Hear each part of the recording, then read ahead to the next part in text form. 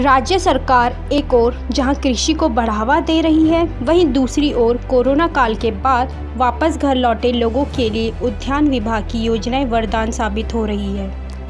उद्यान विभाग की तरफ से कई प्रकार की जैविक खेती पर कार्य किया जा रहा है।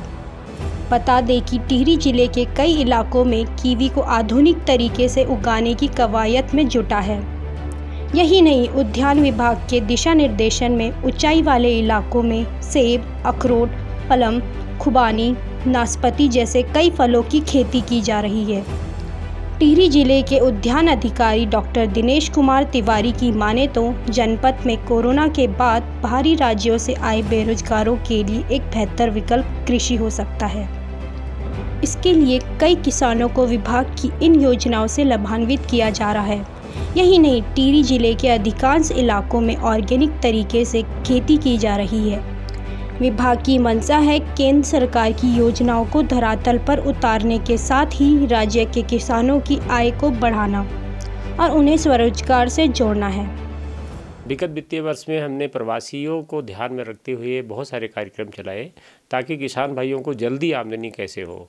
उस दिशा में बहुत सारी ऐसी योजनाएं थीं जिसमें हमने जिला नियोजन समिति के अनुमोदन के उपरांत कार्यक्रमों में संशोधन भी किया। उदाहरण के लिए पहले जो घेर बाड़ की हमारी योजना थी उसमें 50% का ही अनुदान था, लेकिन हमने इस बार 75% किया, जिससे उन लोगों को ज़्यादा सुविधा मिल पाई।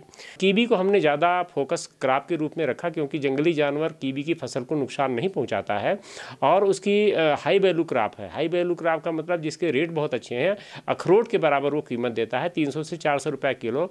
और कई किसानों ने तो 50-50 हज़ार का कीवी इस साल बेचा, 500 रुपये किलो से शुरू किया, लास्ट में 200-250 रुपये किलो तक बिका। तो कीवी पर हमारा ज़्यादा फोकस था, तो उसमें स्ट्रक्चर के ऊपर हम लोगों ने हेल्प किया। और कलमी अखरोट हम लोगों ने रखा। हम लोगों का उद्देश्य ये था कि कलमी पौधे लगाए जाए, बीजू पौधों को डिस्करेज किया जाए, क्योंकि बीजू पौधे बहुत देर से फल देते हैं और इतना देर तक किसान भाई प्रतीक्षा नहीं कर सकते हैं। तो कलमी अखरोट के ऊपर भी हम लोगों ने योजना बनाई थी जिसमें 50 रुपया किसान भाई और बाकी हमने अनुदान दिया। तो इस तरह से 6400 पौधे लगभग हमारे अखरोट के भी लगाए गए।